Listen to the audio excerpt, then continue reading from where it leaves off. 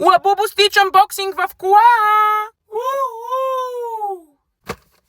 Хора, сега ще разпаковаме ето това Лабубо Стич.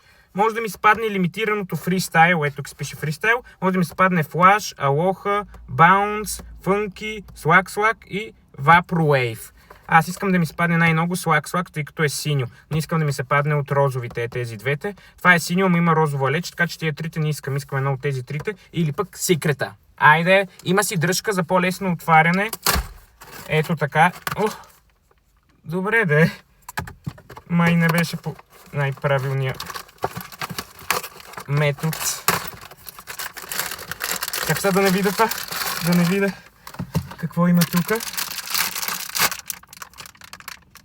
Какво е това?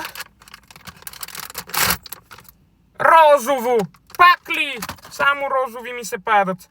Ама иначе е сладко, ето погледнете го. Има си джинси, има си тук горнище. Каква хубава материя, някакъв лозунг отзад има. Пише тук Disney Miniso. Не е толкова лошо, пластмасови очи. Това е по-качествено от класическите лабубута на Pop Mart. И аз сега да видим какво имам още тук. Вериги някакви. Голяма картичка, Disney Miniso пише на нея. Ще се махай бе. И мини картичка, която пише името.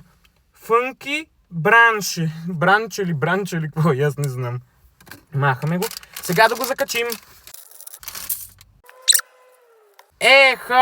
Уникално е, хора. Ако искате и вие такова лабубо, пишете долу в коментарите. Искам и аз ще ви напиша на лично съобщение каква ще бъде цената, тъй като имам още бройки, които са запечатани.